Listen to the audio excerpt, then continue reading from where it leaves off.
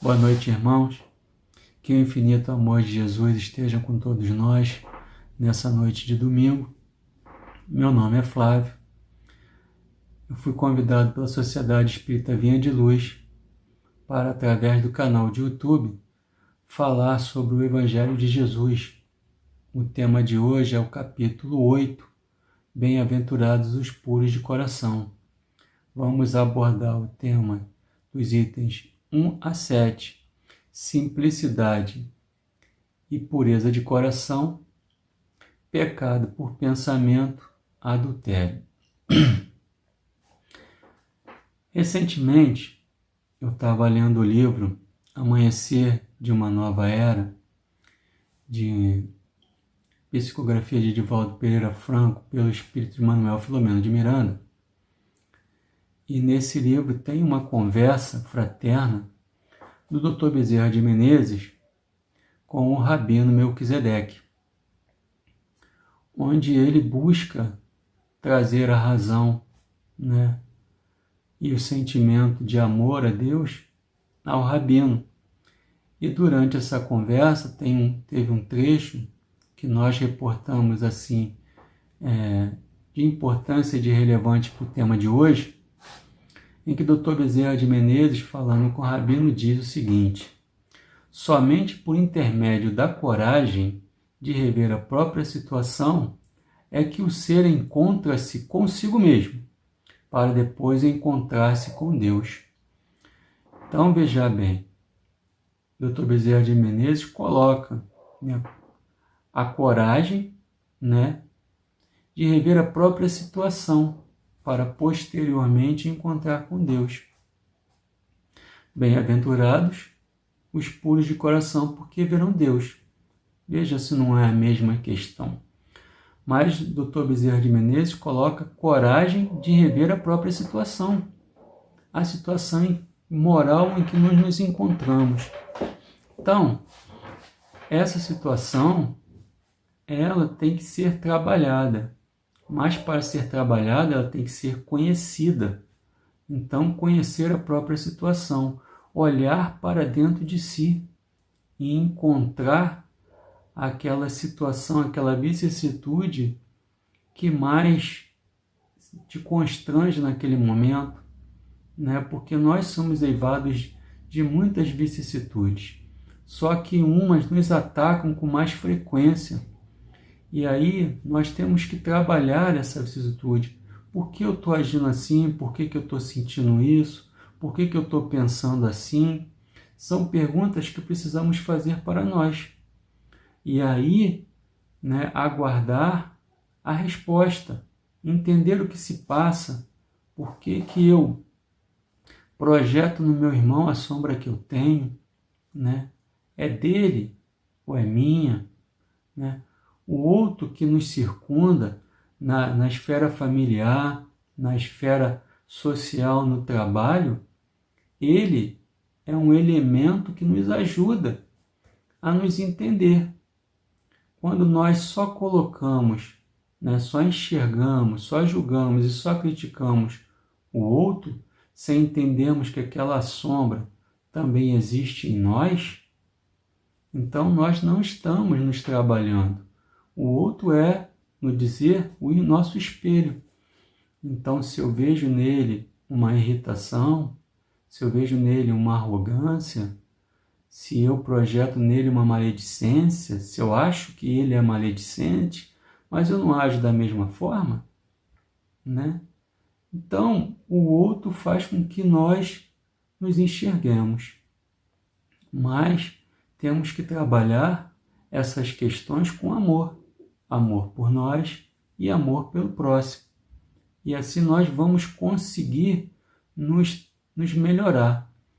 Dona Maria Cravo Modesto, ela tem uma fala que diz que nós temos que construir a ponte do amor, entre a tentativa da reforma, a busca da reforma e a reforma propriamente dita, há um procedimento, há um processo, há um caminho, E se nós não construirmos essa ponte do amor, quando nós trabalhamos um sentimento e entendemos que lá na frente. Pô, mas eu já trabalhei isso, por que isso está acontecendo de novo?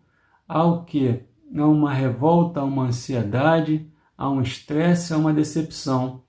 E se a gente criar essa ponte de alto amor, nós vamos entender que nós estamos num processo. A gente caminha, atravessa a ponte, fica um tempo do outro lado, a gente volta, aí a gente caminha de novo, porque isso é uma construção do dia a dia, é uma construção da vida. A vicissitude, ela não vai acabar da noite para o dia, né? Ela é uma condição que está dentro de nós, nós precisamos, né, dissolvê-la. E às vezes, na maioria das vezes, leva um tempo para se dissolver uma determinada atitude, um determinado comportamento, uma determinada forma de pensar. Voltando ao Dr. Bezerra de Menezes, temos que ter coragem, né, de enfrentar esse momento. E aí nós vamos entrar no tema de agora, né, do Evangelho segundo o Espiritismo, já com essa introdução, esse norte do Dr. Bezerra de Menezes falando sobre a coragem, o enfrentamento de si próprio, para depois ver Deus. E o primeiro tópico é simplicidade e pureza de coração, né? Simplicidade e pureza de coração. Nesse tema, no Evangelho segundo o Espiritismo, São Mateus tem uma fala que é a seguinte: bem-aventurados os puros de coração, porque verão Deus, né? Que é a fala de Jesus, Sermão da Montanha. Bem-aventurados os puros de coração, porque verão Deus. Há aí uma condição, né, que São Mateus coloca nessa fala, né? Bem-aventurados os puros de coração, porque verão Deus. Condição: puros de coração. Resultado: verão Deus. Então, para chegar a ver Deus, como o Dr. Bezerra falou, nós temos que nos enfrentar, temos que purificar o nosso coração, a sede dos nossos sentimentos, por assim dizer. Então, temos que trabalhar essa pureza dentro de nós, né? Essa limpeza espiritual para conseguirmos a espiritualização e assim poder ver Deus. Mas acontece da noite para o dia? Não. E qual o caminho a seguir? O caminho, o Espiritismo nos mostra, né? Quem sabe onde quer chegar, escolhe o caminho, o jeito de caminhar, né? Nós escolhemos a doutrina espírita como caminho. E o jeito de caminhar é de cada um, uns mais acelerados, outros mais lentos, outros iniciando. Iniciando o quê? O que preconiza a doutrina, né? A reforma moral, a nossa reforma, o nosso trabalho em prol de nós mesmos, a nossa principal função na nossa reencarnação, a nossa melhora moral. Melhorando, nós melhoramos o planeta, somos exemplo, né? Podemos ajudar o irmão a também se enxergar e melhorar. E nesse tema, simplicidade e pureza de coração, Jesus coloca as criancinhas como exemplo. Ele diz assim: deixai que venham a mim as criancinhas, e não as impeçais, porque quanto o reino dos céus é para aqueles que lhes assemelham. Então Jesus coloca aí as criancinhas como modelo para aqueles que lhes assemelham, ou seja, que sejam semelhantes às crianças. Porque ele vai dizer mais à frente no Evangelho, vai dizer que há necessidade da simplicidade e pureza de coração, simplicidade e humildade, que se contrapõe ao orgulho e ao egoísmo, que são as chagas que nós temos que buscar destruir para que tenhamos a melhora, porque o orgulho e o egoísmo geram uma gama de vicissitudes, né, dentro de nós. A gente acha que eu sou vaidoso, mas vai lá, que no fundo a vaidade tem lá o orgulho, né? Tem uma arrogância que também é produto do orgulho, né? Então, tem todo esse trabalho. O orgulho, né, ele é a antítese do perdão. Então, o orgulhoso, não perdoa, né? E aí ele desenvolve uma condição contrária à evolução moral dele. Então nós precisamos mudar essa questão, né, do orgulho, do egoísmo, para que possamos conseguir nos melhorar. O Evangelho continua dizendo, né, pureza de coração é inseparável de simplicidade e humildade. Exclui toda a ideia de egoísmo e de orgulho. Por isso é que Jesus toma a infância como emblema de pureza, do mesmo modo que tomou como da humildade.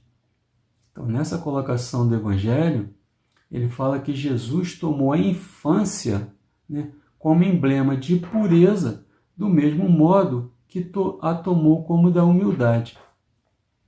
Então, Jesus nos mostra a criancinha, né, na primeira infância como exemplo, porque nesse momento o espírito encarnado ele ainda atravessa um estado de perturbação e o espírito ainda não se integralizou totalmente à matéria. Por quê? Porque tem que haver uma evolução material, uma evolução biológica do nosso corpo, para que o espírito, então, ele consiga integralizar todos os órgãos, né? E se ele integralizar de uma vez só, se ele se juntar ao corpo, aquele corpo ainda frágil não conseguiria acomodá-lo, né? Então tem a evolução dos órgãos, a evolução do cérebro, até que haja uma total, né, integração do espírito à matéria. Isso acontecendo lá por volta dos 16 a 20 anos, né, como coloca a doutrina. Então, nesse primeiro momento, a criança, um espírito antigo reencarnado, né, ele está ali na condição de criança, de fragilidade, de sensibilidade, de flexibilidade. Então, é um momento exato também para que seja trabalhado aquele espírito, para que nós possamos, então, trabalhar esse ente que nos é colocado sobre a nossa responsabilidade para ajudá-lo na evolução, para que ele possa, né, mais no futuro, já ter condições morais de repente, resistir aos instintos de uma vicissitude que ele traz do passado. Então, a doutrina nos coloca nessa condição, né, nos dá esse momento. Imaginemos, né, por exemplo, por dizer que nós recebemos um filho e já na primeira infância percebemos que nele ali umas atitudes, né, egoístas, né, o brinquedo é só dele, ele não divide, ele não quer dividir com ninguém, ele não empresta, né? E aí também podemos observar uma criança que tem, né, o hábito de se apropriar, né, de objetos de outras crianças, talvez por uma inveja, talvez por uma necessidade, e ele traz essas questões, mas ele também pode ser um espírito que numa vida passada ele foi uma pessoa que tinha o hábito de ser furtador, de se apropriar das coisas dos outros, por hábito, por ganância, por inveja, e aquela pequena manifestação já vem surgindo. Então a educação do pai vem mostrar àquela criança que aquela situação ela não é boa. Então trabalha ali, faz que ele entenda que aquilo não é dele, que aquilo não pertence, que ele não pode ter aquela atitude de levar para casa o que não é dele. Trabalhando essas questões, se no futuro, né, vier a ser comprovado que aquele espírito tinha essa atitude mesmo no passado, e esse instinto vem aflorar nessa nova reencarnação, aquele espírito já vai ter, né, uma condição moral de resistir, né, a esse instinto de se apropriar, a essa vontade de se apropriar dos outros, que já tem um entendimento de que aquilo ali não é correto, não é bom para ele, não é salutar ele fazer aquele tipo de atitude, a moral já está fortalecida e ele vai resistir a essa questão de ter com ele o que não pertence a ele.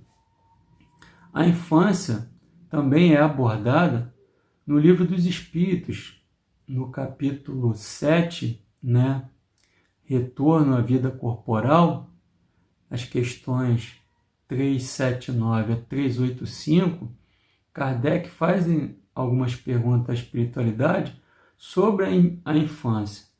E na questão 383, que eu vou ler para vocês, fica claro essa linha de pensamento, quando Kardec pergunta qual é para o espírito a utilidade de passar pelo estado da infância.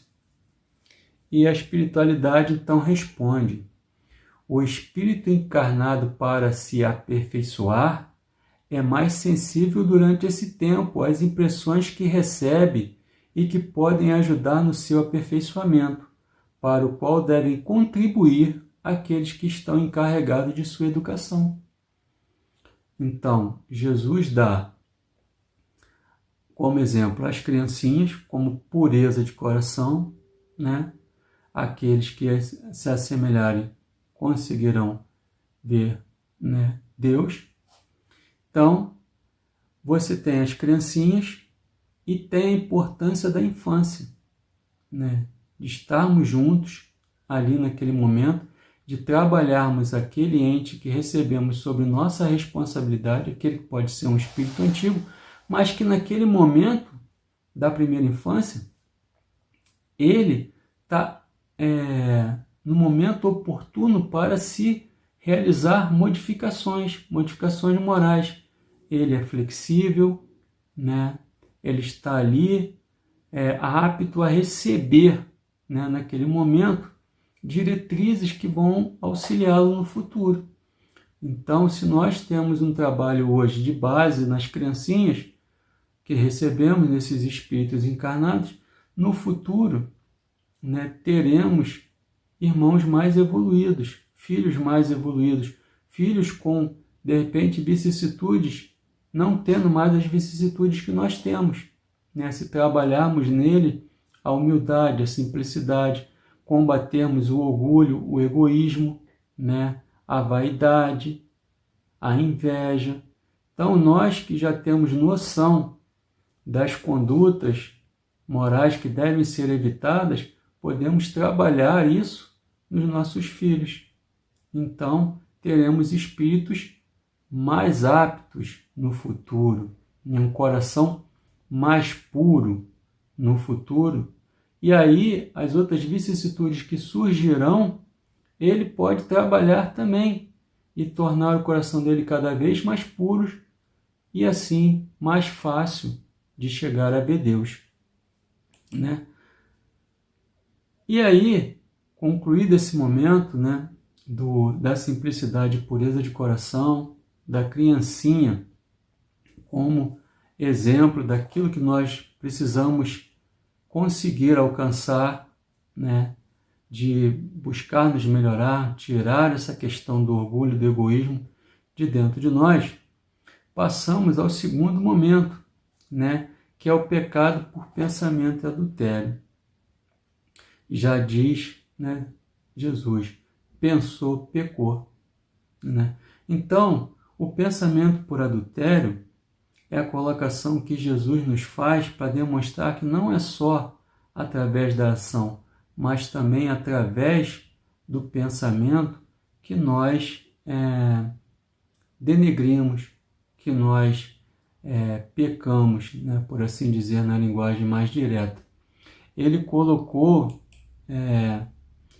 essa de forma assim bem clara quando ele disse: eu, porém, vos digo que aquele que houver olhado uma mulher com mau desejo para com ela, já em seu coração, olha então, em seu coração, cometeu adultério com ela, né? Então, já em seu coração, no local do sentimento, ele já colocou ali um sentimento não tão bom. O adultério não foi só usado por Jesus, ele nessa questão é de forma ampla e geral. Ele quer falar aqui que o adultério é uma situação, um comportamento mau. Ele usou isso para designar o mal, pecado, todo e qualquer pensamento mau. Não só a questão, né, do deslize afetivo, né, entre homem e mulher, mas toda a ação ruim ou ação má que é praticada, seja em pensamento, seja em ação. Então, nós pecamos já por pensamentos impuros que temos, pensamentos não tão bons que residem. Se nós temos um coração não tão bom, temos pensamentos também não tão bons, né? E o Evangelho de Jesus coloca o seguinte: a verdadeira pureza não está somente nos atos, está também no pensamento. Porquanto aquele que tem puro coração, nem sequer pensa no mal. Jesus condena o pecado, mesmo em pensamento, porque é sinal de impureza. Então, se eu tenho um pensamento ruim, um pensamento não tão bom, já é uma característica de eu ter um coração não tão puro, né? Então, é simples de saber se eu tenho um coração puro ou não. Qual é a qualidade do meu pensamento? É um pensamento bom ou é um pensamento ruim? Eu peco pelo pensamento? Eu exteriorizo um pensamento ruim? Então, aí já nos dá noção da forma como nós pensamos, né? Tem uma questão, né, que é colocada no Evangelho de Jesus sobre o pensamento, que ele fala assim, que ele pergunta, né? Sofrem-se as consequências de um pensamento mau, embora nenhum efeito produza? Então, nós vamos sofrer a consequência de um pensamento mau, embora o efeito desse pensamento não seja produzido? Essa é a pergunta feita, né? Já que eu tenho um pensamento mau. Então, o pensamento é de grande importância. Ele é uma potência, ele é uma força, né? E no livro de André Luiz, Mecanismo da Mediunidade, André Luiz faz a seguinte colocação: sempre que pensamos, expressando o campo íntimo na ideação e na palavra, na atitude e no exemplo, criamos pensamentos ou imagens moldes que arrojamos para fora de nós pela atmosfera psíquica que nos caracteriza a presença. Olha aí, né? Repetindo, sempre que pensamos, expressando o campo íntimo da nossa ideação e na palavra, na atitude e no exemplo, criamos pensamento ou imagens moldes. Formas, pensamentos ou imagens moldes que arrojamos para fora de nós pela atmosfera psíquica que nos caracteriza a presença. Formas, pensamentos, imagens moldes também podem ser representadas por ideoplastia, né? A plástica da ideia, a plástica do pensamento. Essa também é uma colocação mais comum dentro desse mecanismo, desse livro Mecanismo da Mediunidade. Então, mas quais são as importâncias? A importância do pensamento, né? Ele pode ser arrojado para fora de nós, fora da nossa atmosfera, dependendo da nossa atmosfera psíquica, do jeito em que nós nos encontramos. Então, vejamos. Eu tenho um coração não tão bom, então eu tenho um pensamento também não tão bom. Mas qual é a fonte desse pensamento? A fonte do pensamento é a vontade que nasce no ser espiritual, né? Então eu tenho vontade, eu penso e eu sinto. Eu exteriorizo essa vontade, como disse André Luiz, através do pensamento, da forma do pensamento, da ideoplastia. E eu dou a esse pensamento a força que a vontade produz. Não tem um ditado, ele tem uma vontade forte, né?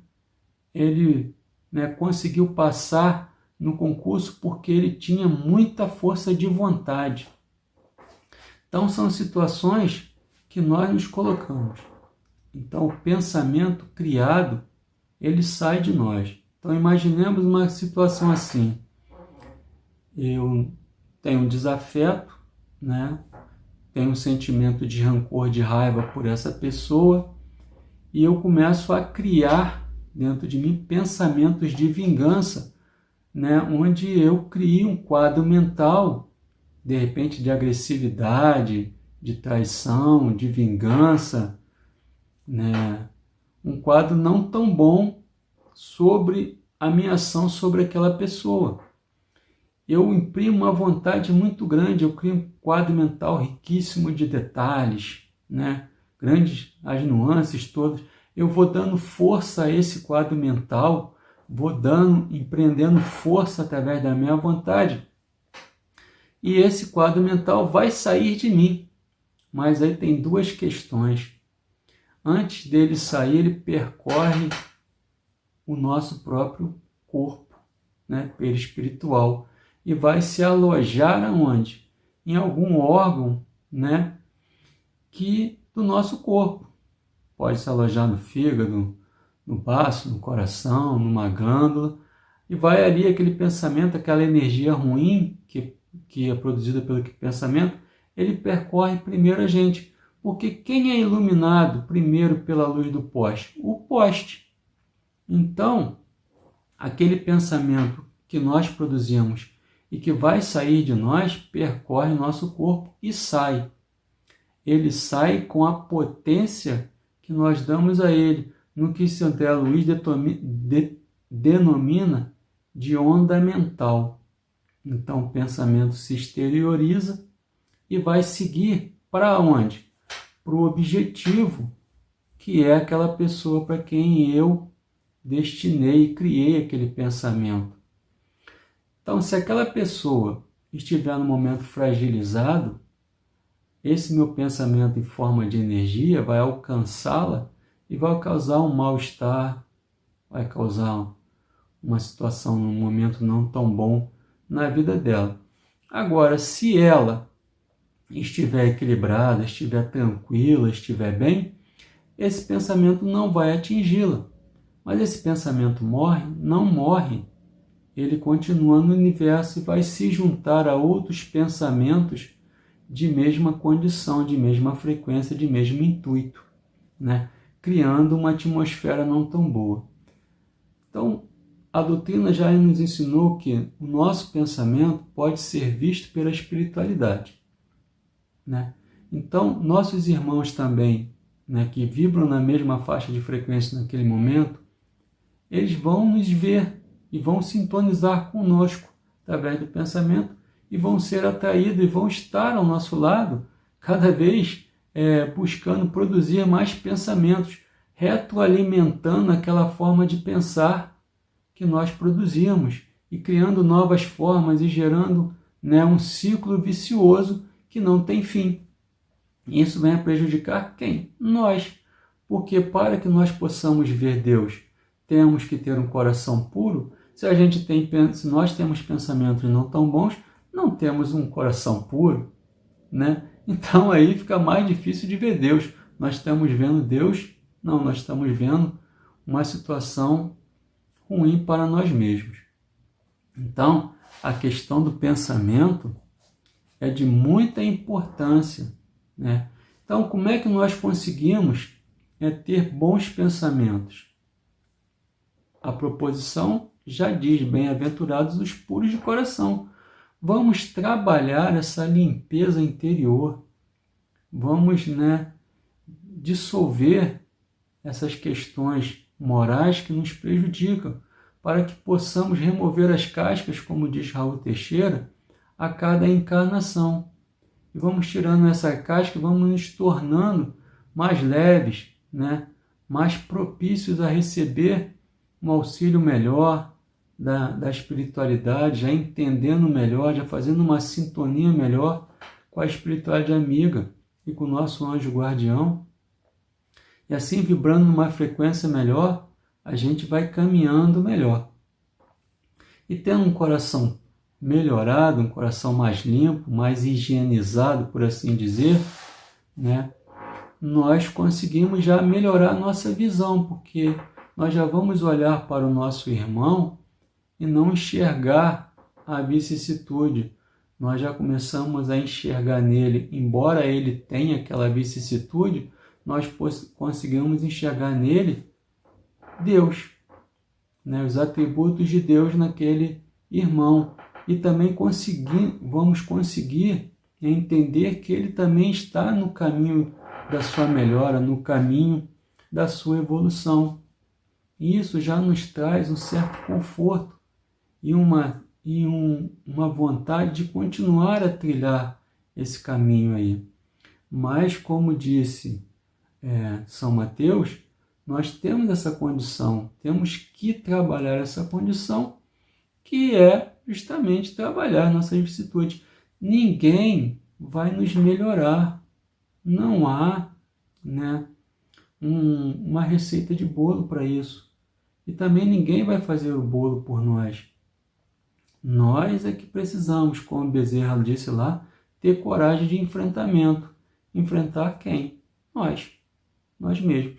Mas antes de enfrentar, nós temos que nos entender, nos reconhecer, né, com amor, com carinho, com tranquilidade, né, porque a gente trabalha, a gente sabe que uma encarnação ela não é suficiente para fazer uma obra, né, de grande vulto em nós mesmos.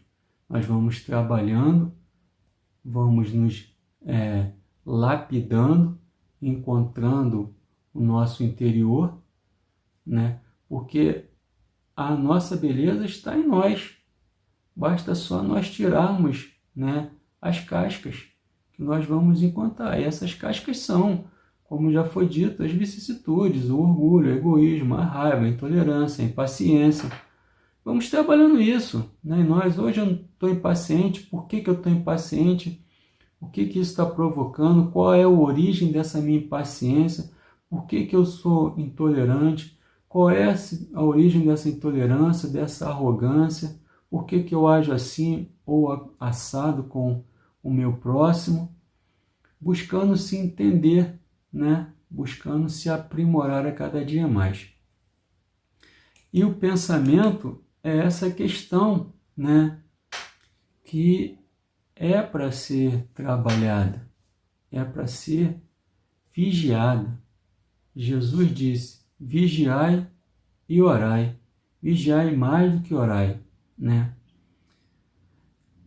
Nesse capítulo, assim, nesse segundo momento desse capítulo, pecado por pensamento adultério, é feita uma pergunta: sofrem-se as consequências de um pensamento mau, embora nenhum efeito produza? Vamos entender. Repetindo: sofrem-se as consequências de um pensamento mau, embora nenhum efeito produza? Eu vou sofrer as consequências de um pensamento mau criado por mim, exteriorizado por mim, embora ele não produza o efeito que eu queria que ele produzisse? Essa é a pergunta que ele faz.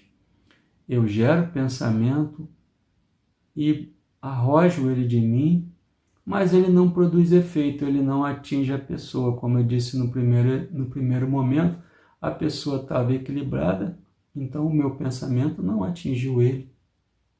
Mas eu vou sofrer, né, as consequências desse pensamento? Vou. A resposta é essa. Simples assim, vou. E o Espiritismo, a doutrina, explica da seguinte forma, né? Aquele que, ao contrário, não tomou boas resoluções, procura a ocasião de praticar o mau ato, se não o leva a efeito, não é por virtude de sua vontade, mas por falta de ensejo. É, pois, tão culpada quanto seria se o cometesse. Então, eu vou ser tão culpado se o meu pensamento tivesse atingido a pessoa e gerado um efeito naquela pessoa. Então, o pensamento não atingiu o que eu queria, ele não desestabilizou a pessoa, não foi por minha opção de parar isso. Foi por um motivo qualquer, e o motivo era que aquela pessoa estava mais equilibrada. Então, como é que a gente percebe a evolução do pensamento. Nesse primeiro momento, que eu produzo o pensamento e eu quero que ele cause um resultado mesmo, que ele atinja a pessoa, então eu estou com o meu coração eivado de sentimentos não tão bons, né? Então o trabalho é mais árduo. Ainda não comecei a trabalhar em mim mesmo. Eu estou me deixando levar pelos maus pensamentos, os maus sentimentos. A minha vontade não está gerando bons sentimentos, ela está canalizada para ações não tão boas. Mas a doutrina explica que se, num segundo momento, eu produzo um pensamento, eu já estou trabalhando a minha condição moral, estou buscando com coragem me renovar, mas mesmo assim eu produzo um pensamento não tão bom para que seja arrojado de mim, mas eu me arrependo, né? Porque eu não quero mais deixar aquele pensamento. Eu lembro que aquele pensamento é contrário à lei de Deus, é contrário àquilo que eu estou trabalhando dentro de mim. Eu não quero mais que aquele pensamento saia de mim. Então a doutrina diz que já existe um trabalho a ser feito. E eu estou produzindo o quê? Sobre minha vontade, não deixar que aquele pensamento produza o efeito. Eu quero evitar eu quero abortar aquele pensamento, né? Eu quero que ele não produza efeito, eu tenho vontade que ele permaneça, que ele seja anulado. Então é por minha vontade que aquele pensamento não produza o efeito que antes eu desejava. Então, em mim já existe uma vontade, já existe, né, um melhoramento, uma condição, né, de se buscar. Já está sendo construído uma melhora. E aquele que nem sequer pensa em produzir um pensamento mau, já tem o coração puro, que o nosso caso, o exemplo é Jesus, né? Ele não pensava no mal, ele tinha um coração puro. Então aquele que já não pensa em produzir o mal, tem um coração puro e tem um pensamento puro. Nós falamos da condição do pensamento como uma força que vem a prejudicar. Mas se nós temos essa potência que é a vontade de produzir um pensamento não tão bom, nós também, com o coração já mais purificado, um coração já mais melhorado, nós temos a condição de produzir um pensamento bom. E produzir um pensamento bom, mesmo que ainda, não seja puro, mas seja um pensamento bom, e se nós, através da vontade, criarmos uma ideoplastia, uma ideia mental, um quadro mental, nós, de um irmão, de um amigo, de uma pessoa que está passando pelo momento ruim, nós envolvemos aquela pessoa, aquela pessoa com uma luz, com uma energia positiva, para que ela, buscando de coração, que aquela pessoa receba aquela energia, seja fortalecida, de repente um ente querido num hospital, um amigo que está passando por uma situação de tribulação, nós encaminhamos esse pensamento para aquela pessoa, é um pensamento bom.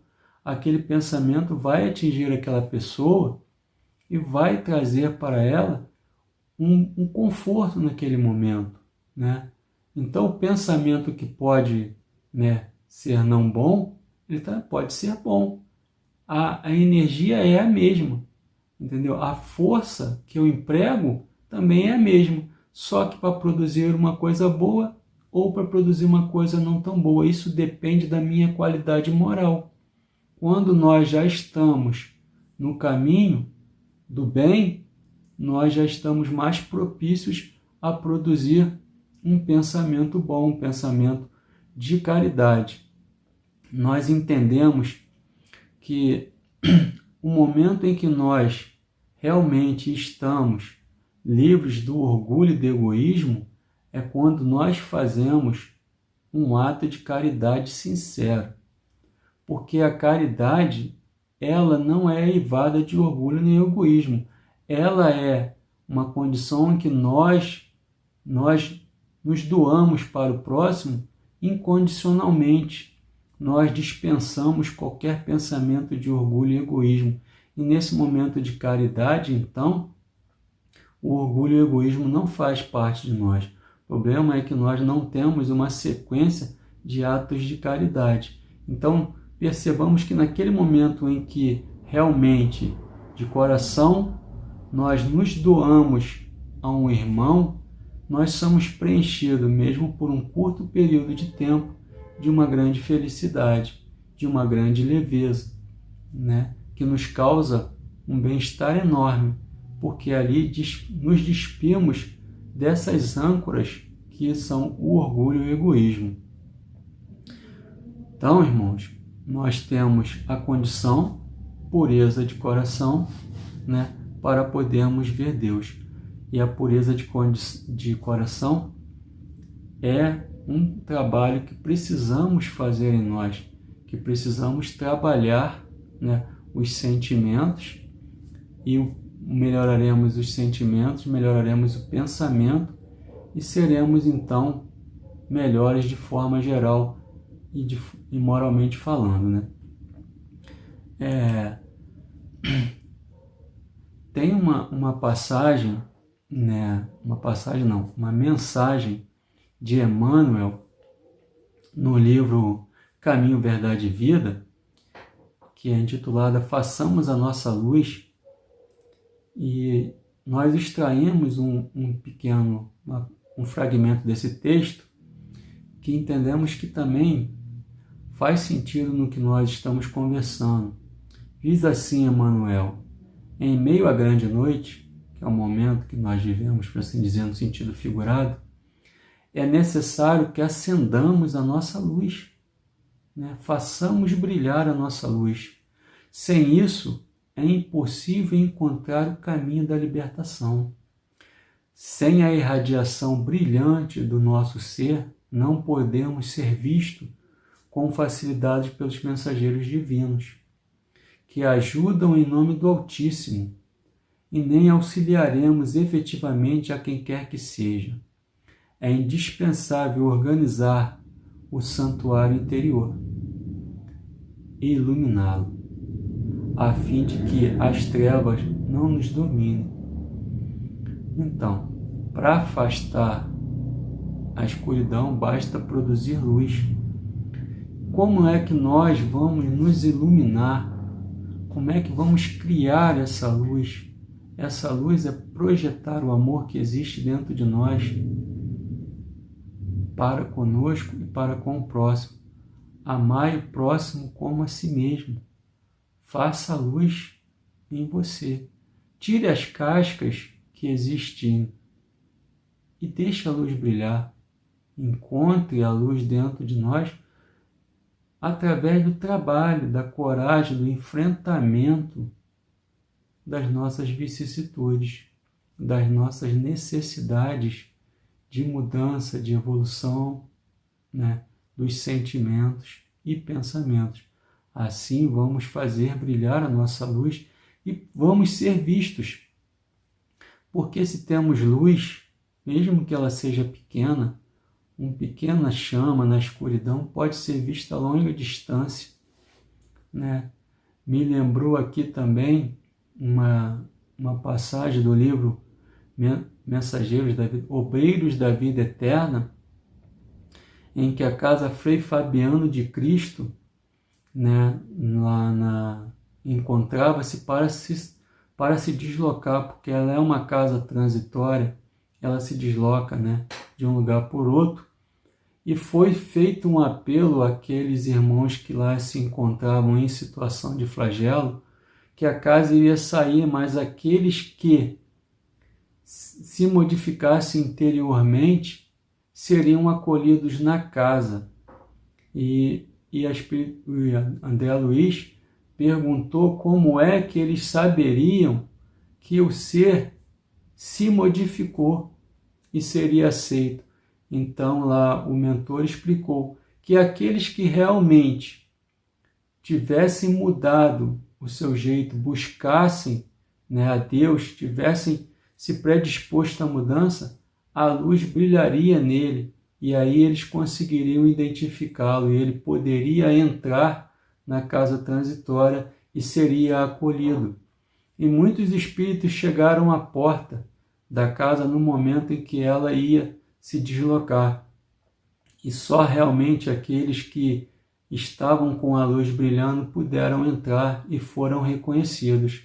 Então a espiritualidade amiga nos reconhece principalmente pelo esforço que nós fazemos de nos modificar, né? Então façamos luz, sejamos reconhecidos.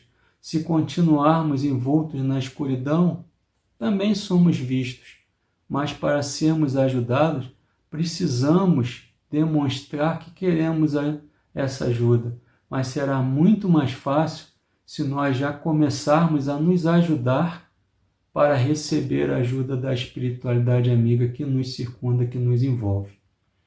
Então, com essa mensagem de Emmanuel, né, damos por encerrado essa nossa conversa sobre bem-aventurados os puros de coração.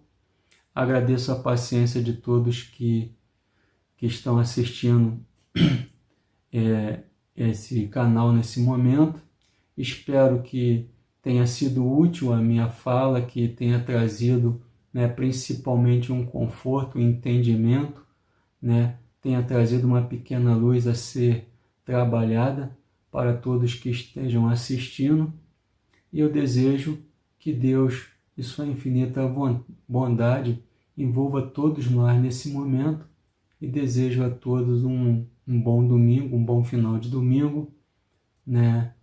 E que todos estejam em paz nos seus lares e estejam também assim buscando a melhoria de cada um, né?